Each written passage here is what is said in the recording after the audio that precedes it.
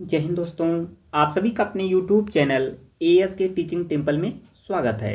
सबसे पहले दोस्तों आप सभी को हैप्पी धनतेरस की हार्दिक शुभकामनाएं एएस के टीचिंग टेम्पल की तरफ से। तो आप लोग एक पेन अवश्य खरीदिएगा धनतेरस के दिन। तो आइए आज की सीरीज को स्टार्ट करते हैं। यूपीपीएससी जैसी एलटी एग्जाम के लिए जो सीरीज चल रही है डेली दोस्तों, सामान्य जीएस, सामान्य अध्ययन जीएस की आज का प्रैक्टिस सेट नंबर 6 है। बहुत ही महत्वपूर्ण 30 नंबर वाली ये सीरीज चल रही है, तो बिल्कुल देखिएगा इस सीरीज को। आप लोग वीडियो के लास्ट तक बने रहिए। आइए पहला क्वेश्चन देखते हैं इस सीरीज का। देखते हैं प्रैक्टिस नंबर 6 का। ऑलरेडी हम लोगों ने पीवाईक्यू सॉल्व कर रखा है, प्लेलिस्ट बनी हुई है। 2011 की जो अंतिम जनगणना के अनुसार जनसंख्या को दृष्टि में रखते हुए निम्नलिखित राज्यों को अवरोही, इसे आप लोग गोला कर लीजिए, अवरोही क्रम में प्रस्तुत करना है। एक तरफ आंध्र प्रदेश, बिहार, महाराष्ट्र, उत्तर प्रदेश। इसका कूट आप लोग देखिए और इसका राइट आंसर कमेंट में आप लोग बता सकते हैं। लास्ट में वीडियो के अंत में दोस्तों 30 में से आप दोस्तों का कितना सही हो रहा है कमेंट करके जाइएगा। तो आइए देखते हैं इसका आंसर। आप लोग भी बताएंगे, 2 से 3 सेकंड का वेट लेंगे, आप लोग भी आंसर मेंशन करते चलेंगे कमेंट बॉक्स में। तो इसका राइट आंसर होगा क्या? इसका राइट आंसर है दोस्तों बी, यानी 4 3 2 1। तो आइए हम लोग देखते हैं। उत्तर प्रदेश, महाराष्ट्र एंड आपका बिहार, उत्तर प्रदेश, महाराष्ट्र, आंध्र प्रदेश, बिहार आंध्र प्रदेश, 4 3 2 1 इसका राइट आंसर है। तो आइए हम लोग सेकंड क्वेश्चन की तरफ मूव करते हैं। सीरीज बेहद ही शानदार तरीके से चल रही है, 30 नंबर जीएस वाली ये, और वीडियो के लास्ट तक बने रहिएगा इस सीरीज में। तो राइट आंसर है बी। आइए हम लोग सेकंड क्वेश्चन की तरफ मूव करते हैं। सेकंड क्वेश्चन क्या रहा है? जो अति महत्वपूर्ण प्रश्न होंगे दोस्तों इस सीरीज में हम लोग उस पर डीपली डिस्कस करते हुए चलेंगे, ताकि अगर वहां से उन तथ्यों से प्रश्न बने हम लोगों का गलत नहीं होना चाहिए। अभी तक जो भी सीरीज गई है 5 नंबर तक हम लोगों ने प्रैक्टिस सेट सॉल्व किया है। 5 नंबर तक ये 6वीं होगी। तो आप लोगों ने बहुत ही अच्छा रिस्पांस दिया है। इस प्रैक्टिस सेट यूपीपीएससी जैसी एलटी एग्जाम की जो 30 नंबर की तैयारी चल रही है जीएस वाली, आप लोगों ने बहुत अच्छा ही रिस्पांस दिया है। इस प्रकार आज की इस वीडियो को भी आप लोग रिस्पांस तगड़ा दीजिएगा। ज़्यादा से ज़्यादा शेयर करिए अपने मित्रों ग्रुप में, ताकि सभी मित्र इस चैनल से जुड़कर शानदार तरीके से कॉम्पिटिटिव एग्जाम की तैयारी कर सकें। पानीपत के युद्ध में बाबर की जीत का मुख्य कारण क्या था? तो क्या था? उसकी घुड़सवारी सेना, या उसकी सैन्य कुशलता, तो तुलगमा पद्धति, या प्रथा, अफगानों की आपसी फूट। तो आपको बताना इसमें इसकी मुख्य कारण क्या था। इसका हम लोग डीपली डिस्कस करेंगे, जैसा कि मैं आप लोग को पहले बताया हूँ। देखिए राइट आंसर इसका हो जाएगा सी, तुलगमा प्रथा। क्यों इंपॉर्टेंट है ये? इंपॉर्टेंट इसलिए है, आइए हम लोग देखते हैं इसका। देखिए जो ये युद्ध हुआ था आप इसका बाबर का यह युद्ध दिल्ली के सुल्तान इब्राहिम लोदी एवं बाबर के मध्य लड़ा गया था। किसके किसके ये पूछा गया है?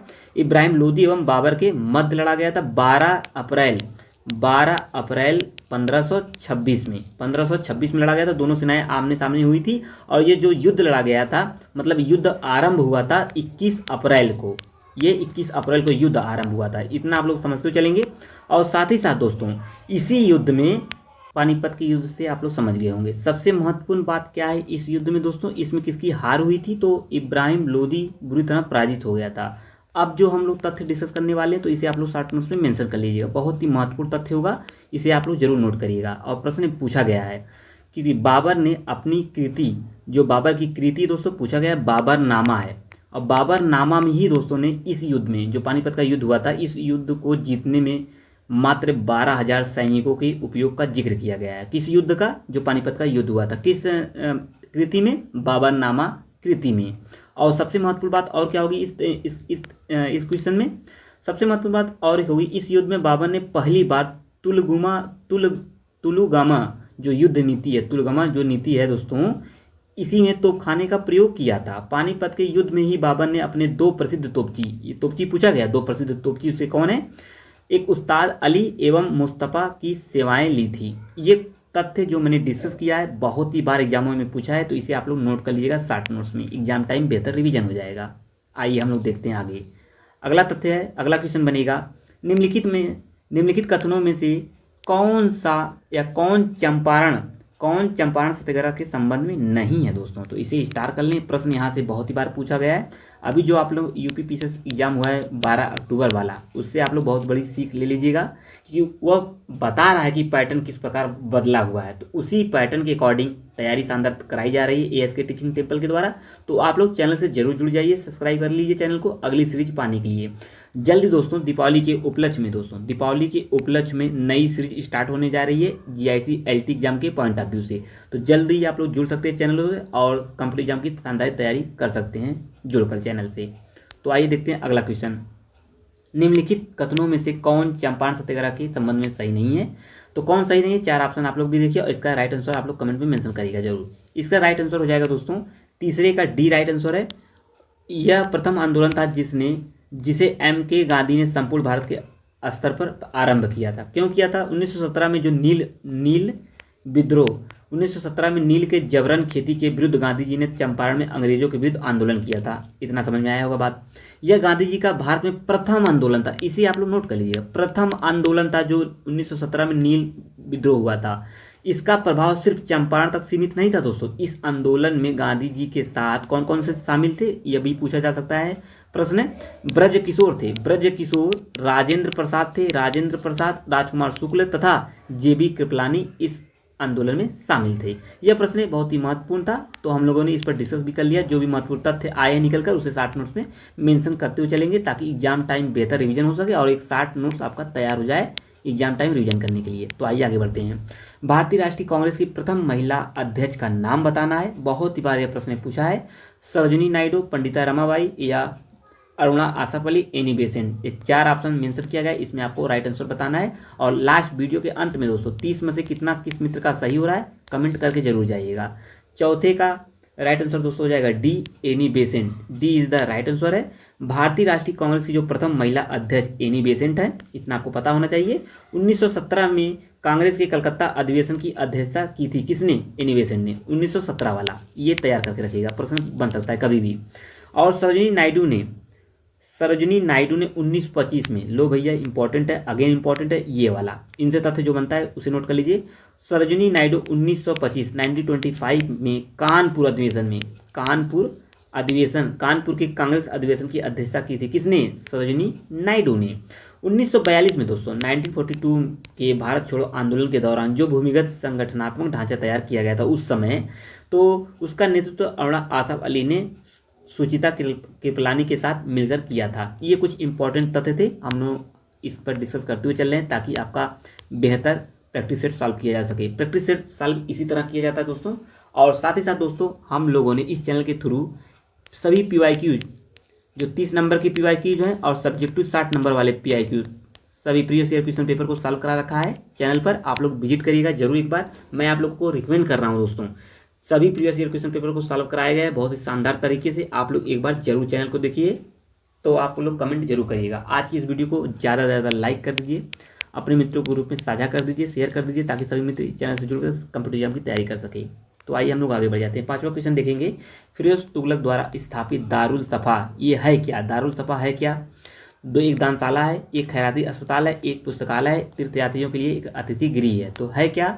आप लोग भी कमेंट में आंसर बताएंगे। 5वीं का राइट आंसर हो जाएगा बी, यह एक खैराती अस्पताल है। फिरोज शाह तुगलक ने दिल्ली के निकट, कहाँ पे ये? दिल्ली के निकट दारुल सफा नामक एक खैराती अस्पताल की स्थापना करवाया था। उसी के समय दोस्तों दीवाने खैरात नामक विभाग स्थापित किया गया था। इसी विभाग में मुसलमान लड़कियों के विवाह के लिए तथा विधवाओं और अनाथों को श्रमिक सहायता दी जाती थी। इसी खैराती अस्पताल जो स्थापित किया गया था फिरोज शाह तुगलक के द्वारा। देखिए दोस्तों कुछ कॉन्सेप्चुअल प्रश्न हैं, हम लोगों ने उस पर भी आप लोग डिस्कस करते चलें ताकि अगर यहाँ से भी प्रश्न बने तो आप लोग को फैक्ट के साथ कॉन्सेप्चुअल भी प्रश्न तैयार होने चाहिए, गलत होने की बिल्कुल गुंजाइश ही ना हो दोस्तों। प्रश्न आइए आगे बढ़ते हैं। अगला क्वेश्चन देखते हैं, ये मैथ का क्वेश्चन रहा यानी रीजनिंग का। आइए दोस्तों इसे भी हम लोग सॉल्व करेंगे। आइए देखते हैं आगे। ये रहा आपका अगला क्वेश्चन है श्रेणी 6, 11, 21 ए वाले स्थान गोला कर लीजिए। 81 में ए का मान होगा, मतलब जो ये सीरीज चल रही है 6, 11, 21, 81 के बीच में जो ए है इसमें बताना है कौन सा अंक भरा जाएगा। यह रीजनिंग का प्रश्न है, बहुत ही ईजी है, बहुत ही आसानी से हम लोग सॉल्व करेंगे।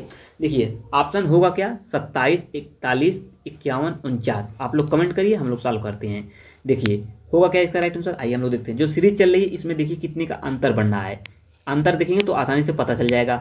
तो अंतर बन रहा है 6 5 6 5 कितना हो जाएगा दोस्तों, 11 हो जाएगा। ठीक, 5 की सीरीज बनी और 11 प्लस 10 करेंगे दोस्तों, 11 प्लस 10 करेंगे तो 21 हो जाएगा, दुगना हो गया, 5 का दुगना 10 हो गया। अगले में जोड़ेंगे 21 प्लस 20 जोड़ देंगे तो हो जाएगा 41 मिल रहा है दोस्तों, 41 हो गया। ठीक है, 41 मिल गया। तो उसी प्रकार जब 41 में दोस्तों 41 का दुगना जोड़ेंगे, उसका जो 20 हुआ, 20 का दुगना जोड़ेंगे 40, तो 40 41 हो जाएगा दोस्तों 81। लो भैया आंसर मिल गया, 81 राइट आंसर है इसमें, तो 81 हो गया यहाँ पे।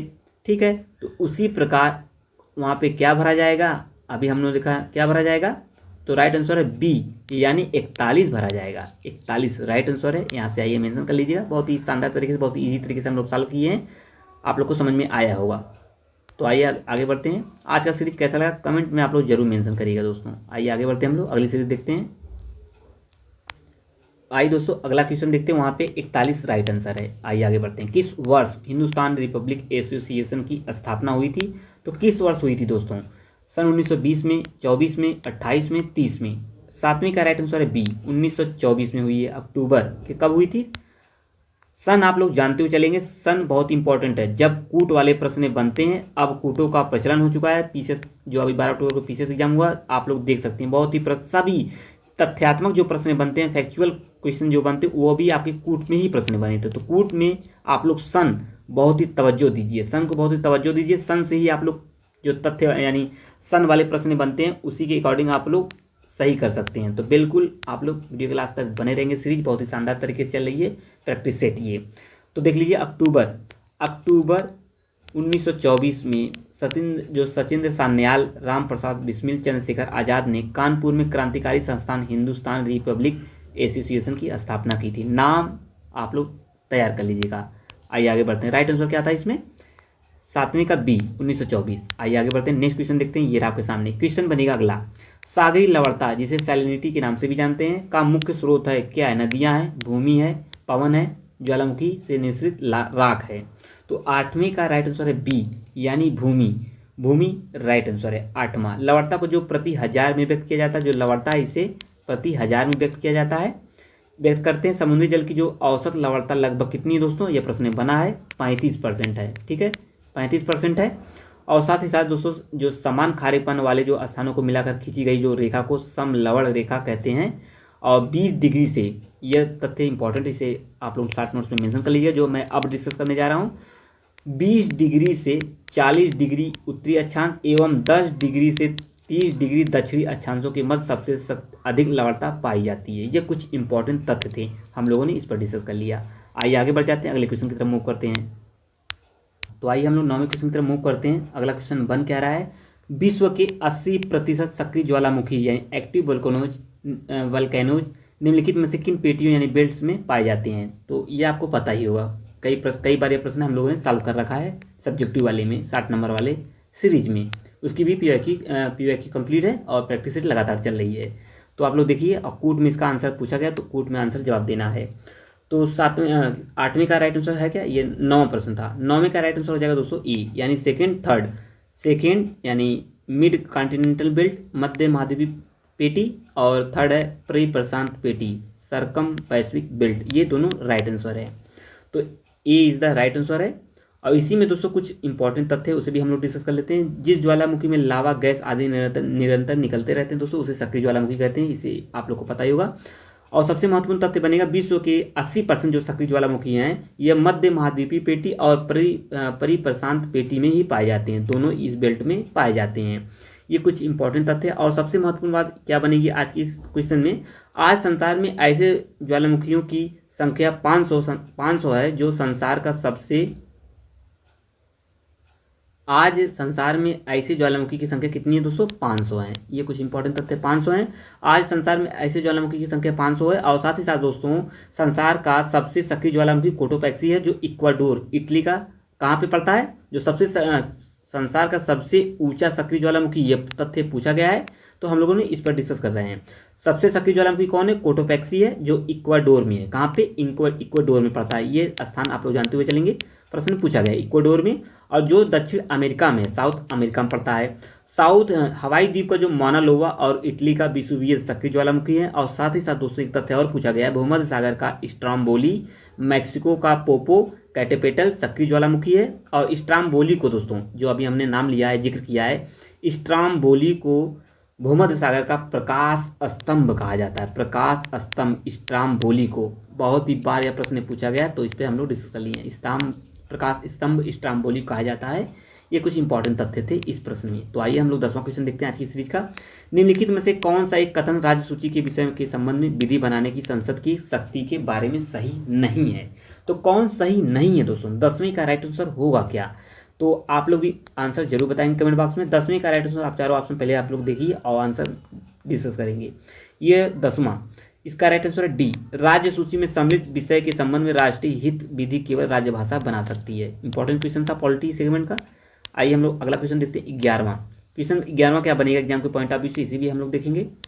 क्वेश्चन बनेगा 11वां क्वेश्चन है दोस्तों, ये रहा सामने। निम्नलिखित में से एक भारतीय कृषि की विशेषता नहीं है। कौन नहीं है दोस्तों? 4 ऑप्शन देखिए और आंसर मेंशन करिए दोस्तों। 11 का राइट आंसर हो जाएगा डी, बड़े खेतों का प्रधानता, बड़े खेतों की प्रधानता इसका राइट आंसर है। आइए हम लोग अगले क्वेश्चन की तरफ 12 क्वेश्चन की तरफ मूव करते हैं दोस्तों। ये रहा आपके सामने क्वेश्चन है, रमन इफेक्ट। रमन इफेक्ट के प्रयोग से यह विकसित किया गया। क्या किया गया? धूप के चश्मे, अंतरिक्ष यान, अणुबम या गुप्तचर जांच यंत्र। तो 12 का राइट आंसर हो जाएगा दोस्तों ए, यानी आपका धूप के चश्मे राइट आंसर है। ए इज द राइट आंसर है। आइए हम लोग आगे बढ़ते हैं। 13 क्वेश्चन देखते हैं। सरसों के बीज के अपमिश्रक के रूप में सामान्यतः निम्नलिखित में से किसे प्रयोग में लाया जाता है? तो ये 4 ऑप्शन है, इसका भी आप लोग राइट आंसर बताइए। राइट आंसर होगा क्या 13 का? 13 का राइट आंसर ए, आर्गी मोज के बीज पाए जाते हैं सरसों के बीज के अपमिश्रक के रूप में। तो आइए हम लोग आगे बढ़ते हैं। ये रहा दोस्तों क्वेश्चन आपका अगला है, बहुत ही अच्छा क्वेश्चन होगा। ये क्वेश्चन है क्या?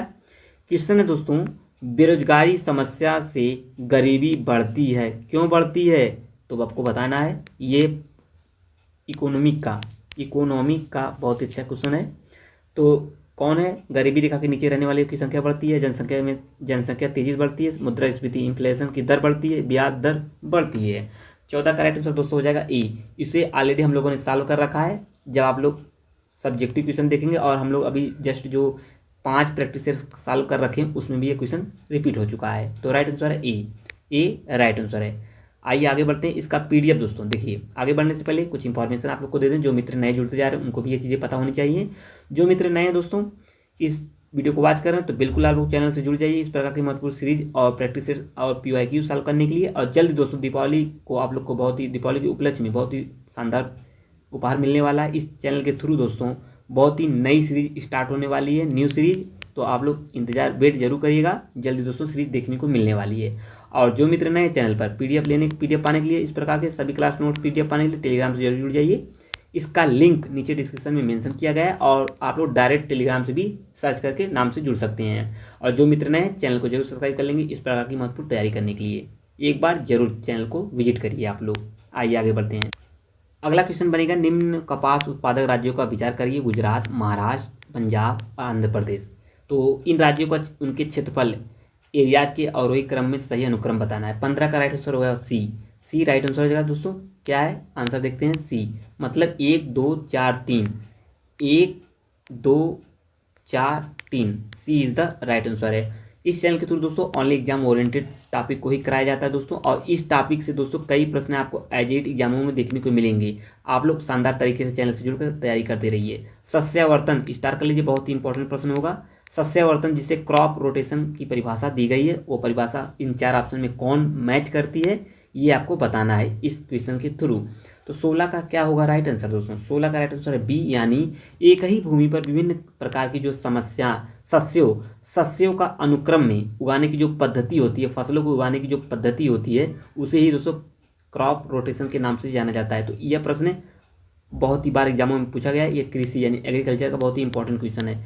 एग्रीकल्चर में यानी कृषि में 2-3 प्रश्न ऐसे हैं दोस्तों, हर एग्जाम में रिपीट होते ही रहते हैं। तो ये उनमें से एक प्रश्न है। आइए आगे बढ़ते हैं, अगला क्वेश्चन देखते हैं।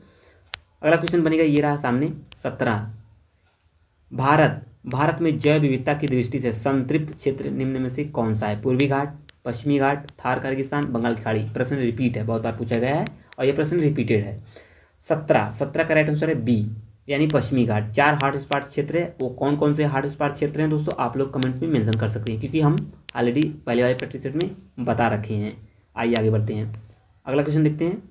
प्रसिद्ध चरकुला नृत्य, ये यूपी स्पेशल का है, और यूपी स्पेशल दोस्तों जितने भी महत्वपूर्ण तथ्य हैं पीसीएस के लिए ऑलरेडी चैनल पर, पीछे जो एग्जाम हुआ अभी 12 अक्टूबर को, उसके लिए यूपी स्पेशल कंप्लीट कराई गई है। एक लेक्चर में 30 से 35 मिनट का वो लेक्चर है, लगभग 45 मिनट का लेक्चर है, आप उसे जरूर देखिएगा। सभी महत्वपूर्ण तथ्य उसमें शामिल हैं। प्रसिद्ध चरकुला नृत्य संबंधित है किससे? अवध से, बुंदेलखंड से, ब्रजभूमि से। तो दोस्तों इसका राइट आंसर क्या हो जाएगा? 18 का राइट आंसर है ब्रजभूमि से, सी इज द राइट आंसर है। आइए आगे बढ़ते हैं, 19वां क्वेश्चन देखते हैं दोस्तों। अति लोकप्रिय धार्मिक पत्रिका कल्याण प्रकाशित होती है मथुरा से, ऋषिकेश से, गोरखपुर से, वाराणसी से। 19 का राइट आंसर दोस्तों होगा क्या? 19 का सी, गोरखपुर से प्रकाशित होती है। आइए आगे बढ़ते हैं दोस्तों हम लोग। ये आप 20 क्वेश्चन, 10 क्वेश्चन और शेष बचे हैं, लगभग 3 से 4 मिनट का और वीडियो दोस्तों, आप लोग वीडियो के लास्ट तक बने रहेंगे। सही बहुत ही शानदार तरीके से चल रही है। निम्नलिखित में से कौन सा युग्म सुमिलित नहीं है? आपको ये 4 ऑप्शन दिएगा, आपको बताना है इनमें से कौन शामिल नहीं है। तो वृंदावन मंदिर, मथुरा, जेके मंदिर, लखनऊ, विश्वनाथ मंदिर, वाराणसी, देवी पाटन मंदिर, तुलसीदास। लो भैया आपको पता ही चल गया होगा, 20 का राइट आंसर हो जाएगा बी, जेके मंदिर। जेके मंदिर ये लखनऊ में नहीं है, जेके मंदिर लखनऊ में नहीं बल्कि ये कानपुर में है। कहाँ पे है? नोट कर लीजिए, कानपुर में है, कानपुर में अवस्थित है। जबकि जो वृंदावन मंदिर है, वृंदावन मंदिर मथुरा में, वृंदावन मंदिर ये मथुरा में है। विश्वनाथ जो मंदिर है दोस्तों वाराणसी में, और देवी पाटन मंदिर ये तुलसीपुर में स्थित है। ये कुछ इंपॉर्टेंट है। आइए हम लोग आगे बढ़ते हैं, 21 क्वेश्चन देखते हैं। ये आगे, एक संगठन में 80 पुरुष और 20 महिला कर्मचारी। पुरुषों का औसत जो वेतन है 25,000 है, परंतु महिलाओं का जो औसत वेतन है 17,000 है। वेतन का जो संयुक्त औसत कितना होगा, ये आप लोग आंसर भी कमेंट करेंगे। 21 का राइट आंसर हो जाएगा दोस्तों सी, यानी 23,400। आइए आगे बढ़ते हैं, सी राइट आंसर है। ये आपका अगला क्वेश्चन आपका अगला, विश्व की वे 2 प्राचीन सभ्यताएं जहां शून्य का प्रयोग प्रथम बार हुआ था। स्टार कर लें, प्रश्न इस प्रकार के बन रहे हैं एग्जामों में। तो मेसोपोटामिया तथा मिस्र, यूनानी रोमन, माया अजेटक, या माया तथा प्राचीन भारत। तो ये प्राचीन इतिहास का बहुत ही इंपॉर्टेंट क्वेश्चन होगा। 22 का राइट आंसर दोस्तों होगा क्या? 22 का डी, माया तथा प्राचीन भारत राइट आंसर है। ठीक है दोस्तों। 22, गणित के जो महत्वपूर्ण अंक है शून्य का आविष्कार किसी अज्ञात भारतीय ने किया है, भारतीय विद्वान ने किया है, ये पता ही होगा आप लोगों को। और साथ ही साथ दोस्तों जो ये है प्राचीन भारतीय गणितज्ञ एवं खगोलविद आर्यभट्ट ने सर्वप्रथम शून्य का प्रयोग किया था। किसने? आर्यभट्ट ने। ये इंपॉर्टेंट तथ्य है। आइए आगे बढ़ते हैं हम लोग, अगला क्वेश्चन देखते हैं। ये रहा आपके सामने, आइए आगे बढ़ते हैं। क्वेश्चन बनेगा, उच्चतम न्यायालय द्वारा सुनाए गए निर्णय या दिए गए आदेश के पुनर्विलोकन के बारे में निम्नलिखित में से कौन सा कथन सही है? तो कौन है? 23 का राइट आंसर हो जाएगा बी, उच्चतम न्यायालय को अपने द्वारा सुनाए गए निर्णय या दिए गए आदेश का पुनर्विलोकन करने की शक्ति प्राप्त है। और इंपॉर्टेंट क्वेश्चन था, सभी दोस्तों को पता था, इजी था ये। आइए आगे बढ़ते हैं, अगला प्रश्न देखते हैं। ये आपके सामने क्वेश्चन है 24 क्वेश्चन और 5 क्वेश्चन शेष बचे आज की सीरीज में दोस्तों। आप लोग वीडियो क्लास तक बनने चीज़ें इंपॉर्टेंट है, और जो इंपॉर्टेंट क्वेश्चन है जिनसे प्रश्न बनने की संभावना, प्रबल संभावना, उस पर मैं ऑलरेडी डिस्कस करता चल रहा हूँ, ताकि तथ्यों से प्रश्न बने, गलत न हो आपका। किसी घन के पृष्ठ का क्षेत्रफल 216 वर्ग मीटर है, जो उसका आयतन क्या होगा? तो कौन है? ये क्वेश्चन इंपॉर्टेंट और पूछा गया, रिपीटेड क्वेश्चन है ये। 24 का राइट आंसर हो जाएगा दोस्तों सी, यानी 216 घन मीटर राइट आंसर होगा। आइए आगे बढ़ते हैं। कुनैन, 25 क्वेश्चन क्या है? कुनैन जो मलेरिया के लिए एक प्रमुख औषधि है, वह प्राप्त होती है। इंपॉर्टेंट है, इजी क्वेश्चन है, बहुत बार पूछा गया है, तो हम लोग उसको केवल आंसर देखते हुए चल जाएंगे, आगे बढ़ जाएंगे। 25 का राइट आंसर दोस्तों हो जाएगा ए, सिंकोना से। सिंकोना एक आवृत बीजी पौधा है, यह प्रश्न पूछा है तो इसमें डिस्कस कर दे रहा हूँ। आवृत बीजी पौधा है जिसकी छाल से कुनैन नामक औषधि प्राप्त की जाती है। इस औषधि का प्रयोग मलेरिया नामक रोग के उपचार में किया जाता है। आवृत बीजी, इसको याद करके रखिएगा आप लोग। अगला क्वेश्चन बनेगा 26, नीति आयोग की स्थापना की गई थी, कब की गई थी? इंपॉर्टेंट, बहुत ही महत्वपूर्ण प्रश्न है इकोनॉमिक का ये। तो 26 का राइट आंसर बनेगा दोस्तों ए, योजना आयोग के स्थान पर बना था। नीति आयोग की स्थापना योजना आयोग के स्थान पर कब हुआ था? 1 जनवरी दोस्तों, 1 जनवरी 2015 को। ये सन याद करके प्रश्न पूछा है। 1 जनवरी 2015 को की गई थी। सरकारी संघवाद की धारणा पर आधारित इस आयोग के अध्यक्ष भारत के पीएम होते हैं, यानी भारत के प्रधानमंत्री बनते हैं। इंपॉर्टेंट तथ्य था और प्रश्न बना है। आगे बढ़ते हैं। विजयनगर के उस पहले शासक की पहचान करें जिसने बहमनियों से गोवा छीना था। हरिहर प्रथम, हरिहर द्वितीय, बुक्का प्रथम, देवराय द्वितीय। बहुत इंपॉर्टेंट क्वेश्चन है ये, स्टार कर लेंगे। 27 का राइट आंसर बनेगा बी, हरिहर द्वितीय ने किया था ऐसा। कब किया था? 1336 ईस्वी में किया था। 1336 ईस्वी में हरिहर और बुक्का ने विजयनगर साम्राज्य की स्थापना की। हरिहर प्रथम इस राज्य का प्रथम शासक हुआ जो 1377 में दोस्तों, कब? 1377 में ही सुल्तान मुजाहिद ने विजयनगर राज्य पर आक्रमण कर दिया। उसी समय दोस्तों यह सफलता मिली थी, और सफलता नहीं मिली उस समय, और वापस जाते समय मार्ग में मुजाहिद का वध कर दिया गया था। और विजयनगर साम्राज्य के संगम वंश, जो संगम वंश है, क्या? संगम वंश। संगम वंश के तृतीय शासक हरिहर द्वितीय ने, किसने? हरिहर द्वितीय ने। हरिहर द्वितीय की सबसे महत्वपूर्ण सफलता पश्चिमी बहमनी राज्य से गोवा तथा बेलगांव का छीनना था। कौन कौन? गोवा, कौन कौन दोस्तों? गोवा और बेलगांव, ये दोनों नाम याद करके रखिएगा, बेलगांव वाला। तो आइए आगे बढ़ते हैं। आशा है सभी चीज़ें आप लोग को समझ में आ रही होगी। कोई भी प्रश्न हो, या आप लोग कोई भी प्रश्न पूछना चाहते हैं, या दोस्तों आपका कोई सुझाव हो, इस चैनल को देना चाहते हैं आप लोग सुझाव, तो बिल्कुल बेझिझक आप लोग क्वेश्चन भी पूछ सकते हैं और अपना महत्वपूर्ण सुझाव दे सकते हैं। उसको मैं फुलफिल मैं स्वयं करूँगा, और आपके कमेंट का जवाब मैं स्वयं दूंगा। दोस्तों 2 से 3 प्रश्न करंट की भी आते हैं। निश्चिंत रहिए, करंट कंप्लीट कराया गया है जनवरी से लेके नवंबर तक। नवंबर यानी 1 मंथ आगे चलता है करंट अफेयर, इसके अकॉर्डिंग। आइए आगे बढ़ते हैं। प्लेलिस्ट बनी हुई है। जून 2025 में निम्न किस विश्वविद्यालय द्वारा किए गए सर्वेक्षण में दुधवा टाइगर रिजर्व में 110 से अधिक तितली की नई प्रजातियां दर्ज की गई हैं? तो 28 का राइट आंसर हो जाएगा दोस्तों ए, लखनऊ विश्वविद्यालय में। ए राइट आंसर है। आइए आगे बढ़ते हैं। 29 क्वेश्चन है, एक क्वेश्चन और बचा है दोस्तों। जून 2025 की गई घोषणा के अनुसार महान योद्धा महाराजा बिजली पासी स्मारक निम्न में से किस स्थान पर बनाया गया है? तो कहाँ बनाया गया? 29 का राइट आंसर है डी, लखनऊ में बनाया गया है। और लास्ट प्रश्न होगा इस सीरीज का, जो ये सीरीज थी दोस्तों, ये सीरीज है लास्ट क्वेश्चन। मई 2025 के उत्तर प्रदेश के किस जिले में एक नया औद्योगिक क्षेत्र यानी टेक्सटाइल पार्क स्थापित करने की घोषणा कर दी गई है? वाराणसी, गोरखपुर, कानपुर, प्रयागराज। इसका राइट आंसर है उत्तर प्रदेश के हैंडलूम विभाग ने वाराणसी के शाहजहांपुर में 20 एकड़ भूमि पर एक टेक्सटाइल पार्क का निर्माण करने का प्रस्ताव पर मंजूरी या तैयारी करने की घोषणा कर दी है। सी इज द राइट आंसर है। अब दोस्तों आप लोग बताएंगे 30 क्वेश्चन में से आप सभी दोस्तों का कितना सही हो रहा है, कमेंट जरूर करिएगा। और सीरीज कैसी लगी आप लोग कमेंट में मेंशन करेंगे। वीडियो को लाइक शेयर जरूर कर दीजिए। जाते जाते चैनल को जरूर सब्सक्राइब कर लेंगे इस प्रकार की महत्वपूर्ण सीरीज पाने के लिए। अब मिलेंगे नेक्स्ट वीडियो में, तब तक के लिए आप सबका बहुत बहुत धन्यवाद। जय हिंद दोस्तों, थैंक यू।